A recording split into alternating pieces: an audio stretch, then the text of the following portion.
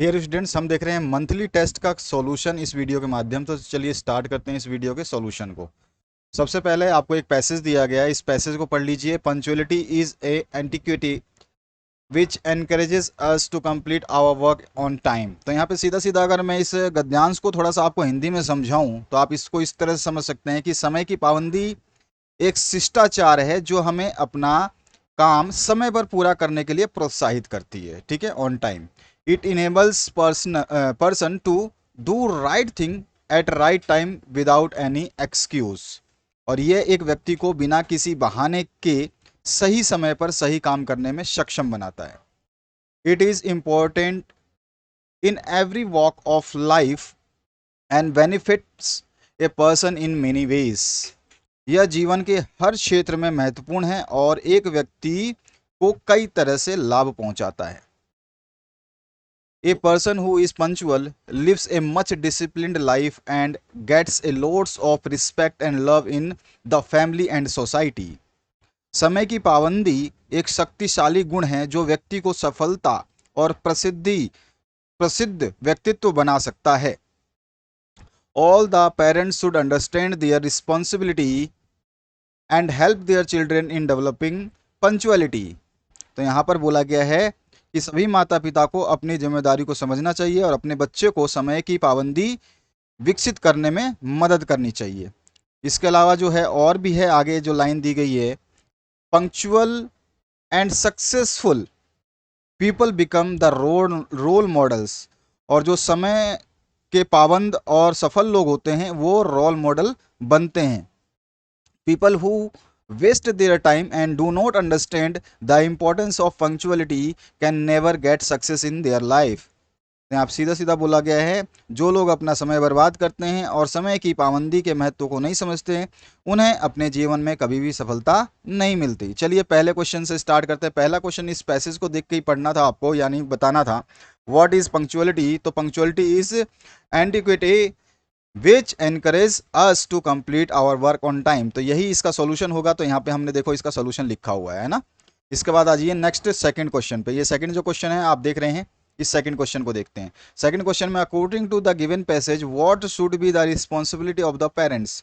तो यहाँ पूछा गया है सीधा सीधा कि आपका क्या माता पिता के जो है क्या रिस्पॉन्सिबिलिटी होनी चाहिए, क्या जिम्मेदारी होनी चाहिए। ठीक है, तो ये बताना है आपको according to the passage.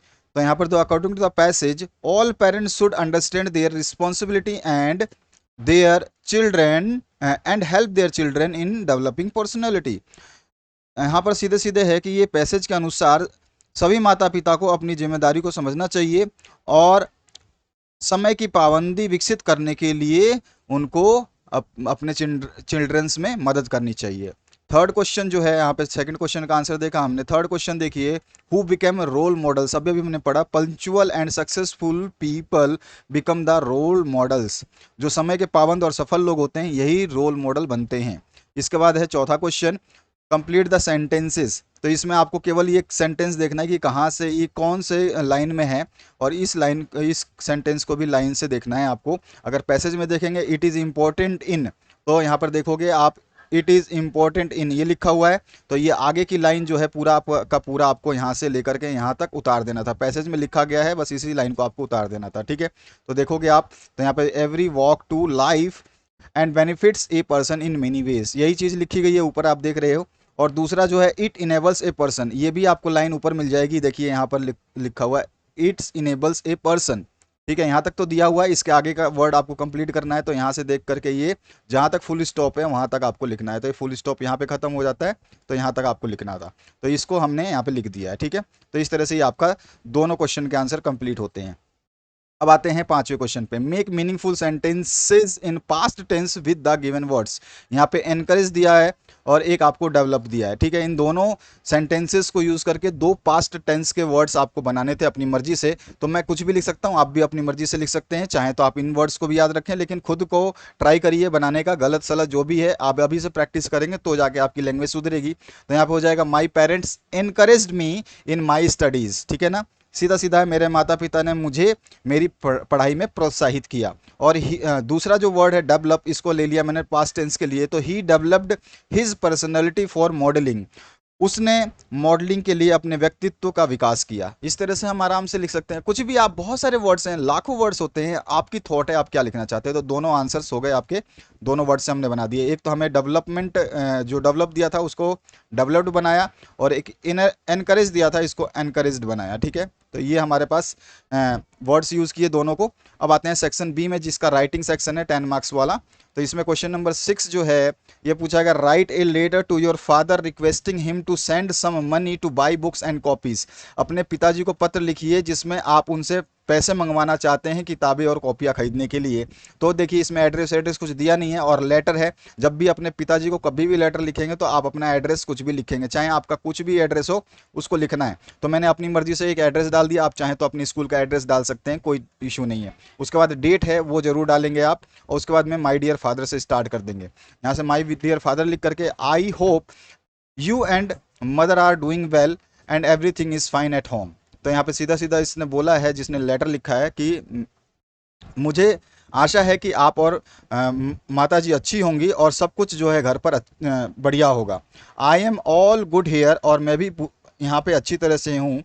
And working hard for my annual examinations, और मैं अपने वार्षिक परीक्षा की तैयारी में कड़ी मेहनत कर रही हूँ। फादर, फादर के आगे एक्सक्लेमेटरी सिंबल लगाए, चाहे तो लगाएं चाहे तो कॉमा लगा सकते हैं, आपकी मर्जी है।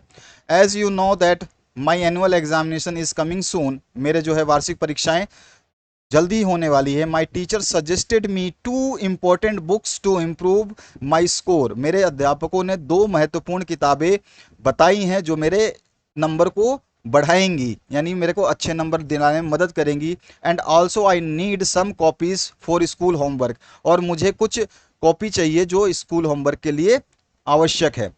So I will be grateful if you could send me 500 for buying these books and copies. I promise that you that I will score good marks at examinations. और यहाँ पर सीधा सीधा उसने बोला है कि मैं आपका आभारी रहूँगा अगर आप मुझे 500 रुपये भेजते हैं बुक और कॉपी खरीदने के लिए, और मैं आपसे वादा करता हूँ या करती हूँ कि आई स्कोर, मैं आपको जो है अपने परीक्षा में अच्छे मार्क्स ला करके दिखाऊंगी या दिखाऊंगा। Please pay my respect and love to dear mother, और मेरी माता को जो है मेरा प्यार और मेरा जो है रिस्पेक्ट जरूर दें। यूर लविंग डॉटर दिशा, जो भी आप नाम लिखना चाहें यूज़ कर सकते हैं। इस तरह से आपका खत्म हो जाएगा। दूसरा इसी के और पार्ट में पूछा गया, write an application to your principal school of your school requesting him to grant leave for 3 days. अब लीव फॉर 3 डेज तो लिखा है इसने, लेकिन ये लीव किस लिए लेना है इसने नहीं लिखा है। तो आप तो मैरिज शादी के लिए भी ले सकते हो, आप सिक हो उसके लिए भी लिख सकते हो, आप किसी पर्टिकुलर किसी इवेंट में चले गए हो, अपने घर से जाना है आपको, तो भी लिख सकते हो। तो मैंने यहाँ पे सिक को जो है एक बहाना बनाया है। एप्लीकेशन फॉर 3 डेज आप जो भी अपने स्कूल का नाम लिख करके दे दोगे। रिस्पेक्टेड डियर सर मैडम, आपको पता ही है सिक लीव आपने बहुत सारी लिखी होंगी, कई बार स्कूल से आपने छुट्टियां ली होंगी। With due respect I would like to state that I could not able to attend my regular classes because I have been suffering from viral fever since last night. As per the physician और as per the doctor आप कुछ भी लिख सकते हैं। I should take perfect bed rest at least for 3 days. Therefore, I request you to please consider this situation and kindly grant me leave for the next 3 days. I shall be highly obliged to you. मैं आपका सदा आभारी रहूँगा। Thank you करके yours ऑबिडेंटली लिख करके आप जो भी अपना नाम लिखना चाहते हैं, क्लास लिखना चाहते हैं, सेक्शन और रोल नंबर, ये सारी चीज़ें आप इसमें लिख देंगे। अब आते हैं हम इस 8वें क्वेश्चन पे। 8वें क्वेश्चन में आपसे right a paragraph on the जो है आपको 2 यहाँ पे पैराग्राफ लिखने हैं। या तो आप लिखे the games I like most, और दूसरा जो है आइडियल स्टूडेंट। दोनों पे पैराग्राफ मैंने बताया है।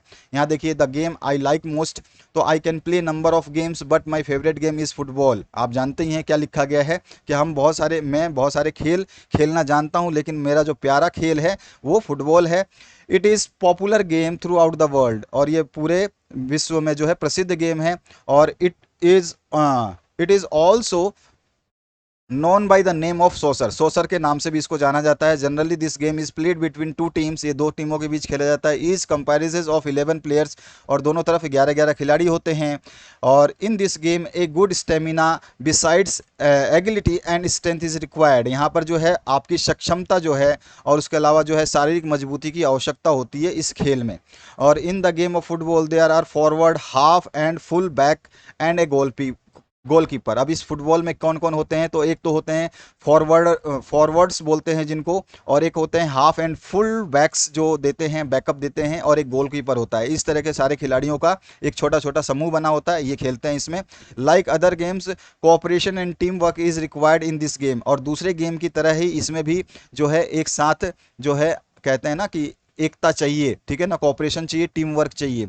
और it also requires a lot of regular practice, और इसमें क्या है, एक और चीज़ है कि हमेशा प्रैक्टिस की रिक्वायरमेंट होती है।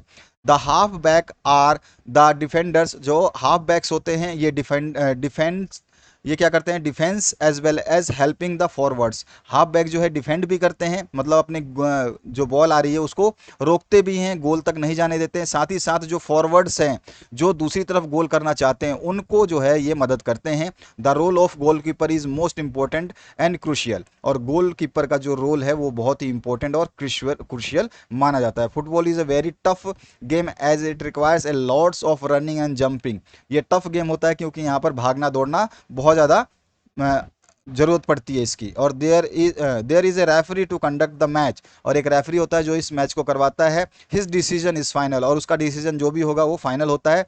The quality of game is that it keeps a person physically fit and mentally alert, और इस गेम की खासियत क्या है कि वो फिजिकली फिट और मेंटली अलर्ट रखता है। और it is a game full of excitement, thrill and entertainment. This is the reason I like the game of football most. इस तरह से हम जो है अपने एक छोटे से पैराग्राफ को कंसीडर कर सकते हैं, बना सकते हैं। आप चाहें तो इसमें लाइनें ऐड कर सकते हैं, बहुत कुछ ऐड कर सकते हैं, कोई इशू नहीं है। इसके बाद जो है एक आइडियल स्टूडेंट्स के बारे में लिखना है। तो मैंने बताया कि एक आइडियल स्टूडेंट क्या होता है, वो ओबीडियंट होना चाहिए, पंक्चुअल होना चाहिए, एम्बिशियस होना चाहिए, वेल डिसिप्लिन्ड होना चाहिए, हार्ड वर्किंग होना चाहिए, सिंसियर होना चाहिए स्टडीज़ में। और he is hope of the family, वो क्या है, जो एक आइडियल स्टूडेंट होता है वो फैमिली का होप होता है। Wealth and future of the nation होता है। Pride and glory of the school होता है। He respect his teacher and helps his friends in difficult times, वो अपने जो है टीचरों का जो है बहुत तरह से सत्कार करता है और अपने दोस्तों की मुसीबत में मदद करता है। He motivates other students and help them in their studies, और जो है दूसरों को प्रोत्साहित करते हैं और साथ ही साथ जो है ये उनकी मदद भी करते हैं। और he has desire and craving to learn new things, और उसके अंदर जो है बहुत ज़्यादा इच्छा होती है नई चीज़ों को सीखने की। He is not afraid to do new experiment and keep a scientific look towards life, और जो है उसको वो कुछ भी एक्सपेरिमेंट करने से नहीं डरता है, और उसका साइंटिफिक एक विचारधारा जो है पूरे लाइफ में रहती है लाइफ के प्रति। और ही रियलाइजेज हिज मिस्टेक, अगर उसको कोई गलती है तो उसको समझ जाता है और वर्क ऑन देम, और उसको इम्प्रूव करने में उसकी परफॉर्मेंस को इम्प्रूव करने में लग जाता है। More over he is one who keeps himself mentally and physically fit, और उसकी खासियत ये भी है कि वो अपने आप को शारीरिक और मानसिक रूप से जो है फिट रखता है। इसकी 5 क्वालिटी हो सकती हैं। एबिलिटी ऑफ जो होता है आपको क्रो की तरह होना चाहिए, और कंसंट्रेशन क्रेन की तरह, हंस जो होते हैं ना वो होते हैं उनकी तरह, क्रेन जो है सारस सारस सारस की तरह उनकी जो है कंसंट्रेशन होनी चाहिए। क्रो की तरह उनकी एबिलिटी होनी चाहिए। लाइट स्लीप होनी चाहिए, डॉग की तरह कम सोना चाहिए या कच्ची नींद होनी चाहिए। और लाइट ईटर होना चाहिए, यानी कि कम खाने वाला या हल्का खाने वाला होना चाहिए। और readiness to stay away from home for learning, और पढ़ाई के लिए या शिक्षा ग्रहण करने के लिए घर से दूर रहने वाला होना चाहिए। 5 क्वालिटीज़ जो है एक आइडियल स्टूडेंट्स में होती है। और इन पांचों क्वालिटीज़ को मैंने यहाँ पर वन बाय वन जो है समझाया कि एक क्रो के हिसाब से क्या सोचोगे। सेम अगर आप स्ट्रॉन्ग कंसंट्रेशन रखते हो तो सिमिलर हो जाओगे आप एक सारस के, क्रेन के, है ना। क्रेन कैसे करता है, सिट करता है बहुत देर तक पानी के पास में और वेटिंग करता है, कंसंट्रेट करता है अपने शिकारी के लिए, प्रे जो है उसको शिकारी बोलते हैं। और जो है आप इसी तरह एक स्टूडेंट भी जो है कंसंट्रेटेड होना चाहिए अपने स्टडी के लिए, लॉन्ग आवर्स के लिए, सब इस तरह से चीज़ें लिखी गई हैं। तो इस पैराग्राफ को पढ़ोगे तो ये पांचों चीज़ें मैंने इसमें समझाई है। इसके बाद जो है आपका नेक्स्ट पॉइंट अगर आप समझ सकते हैं तो देखिए आपका सेक्शन सी है, ठीक है। ये सारे के सारे हो गए। सेक्शन सी में क्या दिया गया है आपको, ग्रामर सेक्शन है। अब ग्रामर सेक्शन की बात करें तो ग्रामर सेक्शन में आपसे क्या है कि आपको फिलअप करने हैं, ऑप्शंस आपके साथ अवेलेबल हैं। तो सबसे पहले क्वेश्चन से स्टार्ट करते हैं। इसमें 9th नंबर जो क्वेश्चन पूछा गया, how many kinds of noun there, तो आपके 5 टाइप्स ऑफ नाउन हो जाएंगे। उसके बाद आते हैं नेक्स्ट क्वेश्चन पे, चूज द सिनोनियम ऑफ लिटिल। तो लिटिल का जो है समानार्थी शब्द, मतलब लिटिल मतलब थोड़ा होता है, स्मॉल मतलब भी थोड़ा होता है, तो दोनों सिमिलर हो गए, तो बी ऑप्शन करेक्ट हो जाएगा। इसके अलावा जो है आपका right the opposite of happy, happy का अनहैप्पी होता है अपोजिट, इसमें भी बी ऑप्शन करेक्ट हो जाएगा। इसके बाद जो है नेक्स्ट क्वेश्चन, इसमें choose the interrogative sentence. Interrogative मतलब किसी से प्रश्न पूछना, ठीक है। तो प्रश्न देखिए यहाँ पर, what a dancer she is, तो क्या क्या अच्छी डांसर है वह, तो ये क्वेश्चन नहीं है। यहाँ पे देखिए ये क्वेश्चन पूछ रहा है, वाई आर यू क्राइंग, तुम क्यों रो रहे हो, ये प्रश्न पूछा जा रहा है, इसी को इंट्रोगेटिव सेंटेंस बोलते हैं। बाकी सारे सेंटेंस में कोई प्रश्न नहीं पूछा जा रहा, तो यहाँ पे भी बी ऑप्शन सही हो जाएगा। तो 13 नंबर क्वेश्चन है, complete the sentence with the correct option. फिर से आपको ऑप्शंस दिए गए हैं, दिस इज डैश एप्पल, तो सभी को पता है जब ए से स्टार्ट होता है अल्फाबेट, जब आपका वॉवेल आ जाता है तो उसको हम एन लगा देते हैं, तो यहाँ पे एन हो जाएगा, दिस इज एन एप्पल। उसके बाद जो है, Payal dash go to school today, देखिए यहाँ टुडे है, एज सी इज सिक, तो यहाँ पर क्या हो जाएगा, पायल क्या हो जाएगा, पायल विल या वोंट, तो Payal won't go to school today as she is sick, यहाँ पे हो जाएगा पायल आज स्कूल नहीं जाएगी क्योंकि वह बीमार है, तो वॉन्ट आ जाएगा, ठीक है। तो यहाँ पर आपका बी ऑप्शन करेक्ट हो जाएगा।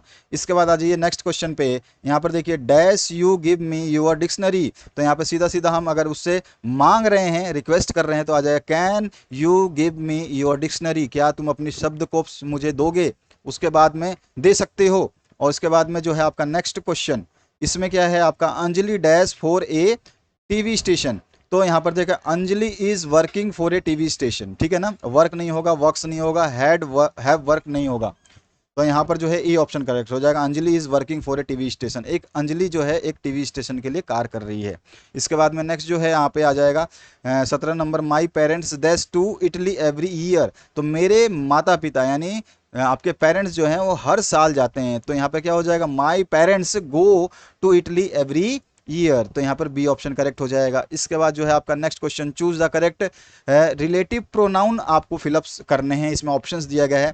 तो यहाँ पे Leela and Sameer dash got married, तो Leela and Sameer who got, जिन्होंने मैरिड किया था, ए ईयर अगो, एक साल पहले, recently brought a new house, अभी अभी उन्होंने एक नया घर खरीदा, ठीक है। तो यहाँ पे सी ऑप्शन करेक्ट हो जाएगा। और 19 नंबर क्वेश्चन है, their new house dash they brought quite cheaply does need some repair, जो है इन्होंने जो एक घर खरीदा, तो यहाँ पे क्या आ जाएगा, तो यहाँ पे आ जाएगा विच, ठीक है। तो यहाँ पे आ जाएगा विच, तो यहाँ पे बी ऑप्शन करेक्ट हो जाएगा, there new house which they brought, that they brought नहीं होगा, दैट में दे और दैट साथ में नहीं आएंगे, तो यहाँ पे विच आ जाएगा। इसके बाद में नेक्स्ट जो क्वेश्चन है, इसमें आपका देखिए 20वें नंबर पे, she dash here for 5 years, अब यहाँ पे ऑप्शंस दो दो सही हैं, यहाँ पे आप इसको लिख सकते हैं, she has been working here for 5 years, वो यहाँ पर 5 सालों से कार्य कर रही है, एक तो ये भी ऑप्शन सही है। और यहाँ पर she has worked here for 5 years,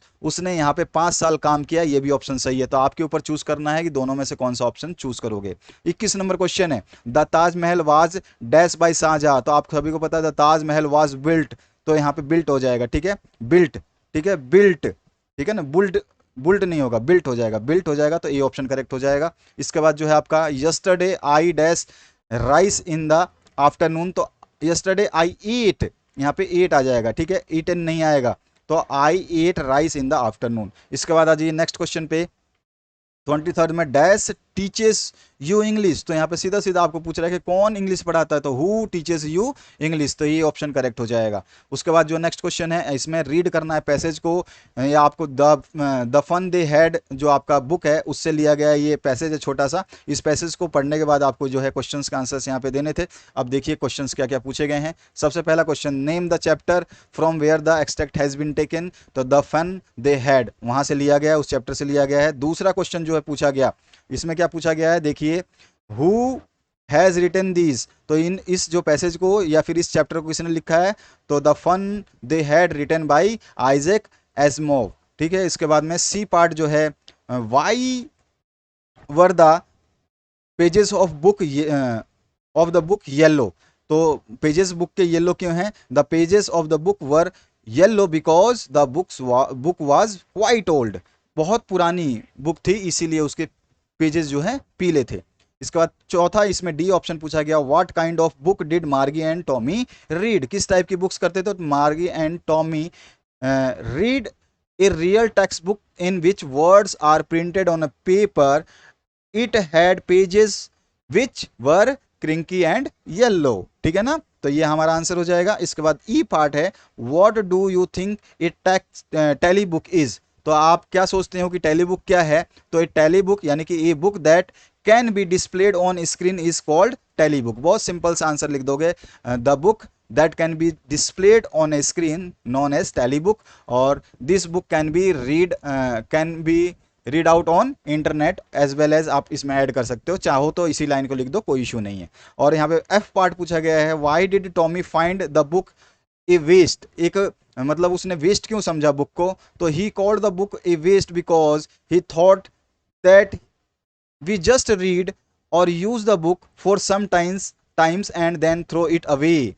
और उसका मतलब उसने इसको वेस्ट इसलिए समझा कि उसने सोचा कि इस बुक के को जो है हम सम टाइम के लिए पढ़ेंगे, ठीक है, क्या करेंगे, जस्ट रीड करेंगे और यूज करेंगे सम टाइम के लिए, उसके बाद क्या करेंगे, इसको फेंक देंगे। Whereas he thinks the tele book, जो स्क्रीन पे डिस्प्ले होती है, जो नेट पे अवेलेबल है, जो स्क्रीन पे डिस्प्ले होती है, tele book is a much better option than a real book because computer can store data for about millions of books. और उसका कहना था कि इस टाइप की बुक्स को कौन संभाल के रखेगा, फेंक देंगे, और जो कंप्यूटर में जो बुक्स होती हैं उनको आसानी से कितनी बुक्स उसमें रखी जा सकती हैं और पढ़ी भी जा सकती हैं, ये उसका मानना था, इसलिए उसको वेस्ट मानता था वो। क्योंकि ये जो है कहानी आप जानते ही हो, फ्यूचर का है, 2157 के फ्यूचर की बात हो रही है इस पूरे जो चैप्टर है, जिसमें टीचर्स की जगह मैकेनिकल रॉबोट्स जो हैं वो पढ़ा रहे हैं, एज ए फिजिकल कोई आदमी नहीं पढ़ा रहा है, वहाँ पर मैकेनिकल टीचर्स हैं, जिसको यांत्रिकी टीचर्स बोल सकते हैं, अध्यापक बोल सकते हैं, जो रोबोटिक फॉर्म में पढ़ाते हैं, और जिसको तैयार भी आदमी ने किया है। तो ये चीज़ें हैं इसमें। चलिए 25वां नंबर क्वेश्चन है, इसमें पूछेगा हु आर मार्गी एंड टॉमी और हाउ ओल्ड आर दे? तो Margie and Tommy live in the future in the year 2157। They are neighbors and spend time together. Margie is a girl 11 years old, ठीक है, of as बोल सकते हो या old बोल सकते हो, while the Tommy is a boy of 13 years old. ठीक है, तो इस तरह से आपका ये आंसर हो गया 25 नंबर का। 26 नंबर क्वेश्चन है, what kind of teacher did Margie and Tommy have? How were they different from teachers in the book? तो यहाँ पे सीधा सीधा पूछा है मार्गी के पास किस टाइप के टीचर्स हैं, ठीक है, और वो कैसे अलग हैं। तो यहाँ पे देखिए मार्गी and Tommy had mechanical teachers, जो मैंने आपको बताया। यहाँ पे रोबोटिक टीचर्स है। मैकेनिकल टीचर्स का मतलब होता है, मैकेनिकल का मतलब होता है यांत्रिक, और यांत्रिक को बोलते हैं हम जो मशीन होती है उसको यांत्रिक बोलते हैं। ठीक है, तो मशीन जो मार्गी और टॉमी के पास जो है यांत्रिक टीचर्स थे, मैकेनिकल टीचर्स थे। They had large black screens, और उनके पास जो टीचर्स थे उनके पास क्या होता था, they had large black screen on which all the lessons were shown and questions were asked. उसी के ऊपर जो है सारे लेसन्स दिखाए जाते थे और सारे क्वेश्चंस पूछे जाते थे। अब ये जो है इसमें देखिए, how they are different from the teachers of the book. तो these teachers were adjusted according to the age and potential of the student concerned. और जो इस टाइप के टीचर्स थे वो एज के हिसाब से उनके डिज़ाइन किए गए थे कि कौन से टीचर्स किसको पढ़ाएंगे, उनकी क्षमता और उनके एज के हिसाब से। जो बच्चे पढ़ेंगे उनकी क्या क्षमता है, पोटेंशियल क्या है, उनकी एज क्या है, उसके हिसाब से जो मैकेनिकल टीचर जो है वो बनाए गए थे। और यहाँ पर जो है आगे लिख सकते हैं, they had a slot in which students had to put their homework and test papers. और इन मैकेनिकल टीचर्स के जो हैं पास में स्लॉट्स थे। स्लॉट्स मतलब होता है थोड़ी सी रैक जैसी जगह थी जिसमें उस बुक्स को और जो है होमवर्क पेजेस को, टेस्ट पेपर्स को डाल देते थे, और ये इंस्टेंट भी लगाते नहीं थे, फटाफट चेक कर देते थे, है ना। तो ये लाइन लिख दोगे तो हो जाएगा। 27 नंबर क्वेश्चन है, who was the country inspector? ठीक है, काउंट्री इंस्पेक्टर कौन था? और उसके अलावा जो है इसने एक और चीज़ पूछेगा, what did he do to improve Margie's performance? तो काउंटी इंस्पेक्टर कौन था ये बताएंगे। तो देखो, county inspector was a round little man with a red face. जो है वो छोटा सा गोल मटोल सा लड़का आदमी था जिसका रेड फेस था यानी लाल चेहरा था। His job was to repair mechanical teachers, और जो उसका जॉब था मेन उसका काम था जो मैकेनिकल टीचर रोबोट्स जो हैं उनको रिपेयर करना, उसमें कोई कमी आ जाए। Who were not working well and meeting their requirements, उन सभी को जो मैकेनिकल टीचर्स थे उनको जो है काउंटी इंस्पेक्टर जो है सही करता था और उनके रिक्वायरमेंट के हिसाब से जो है उनको सही कर देता था। और in order to improve Margie's performance, अब दूसरा पोर्शन जो है उसको कंसीडर कर लेते हैं। In order to improve Margie performance the county man inspector lower down the level of teaching to a 10 year level. और उसने क्या करा, जो मागिस का परफॉर्मेंस था तो उसने जो टीचिंग का लेवल था उसको 10th स्टैंडर्ड यानी 10 ईयर के लेवल तक पहुंचा दिया था, उसने डाउन कर दिया, लेवल जो हाई था उसको डाउन कर दिया।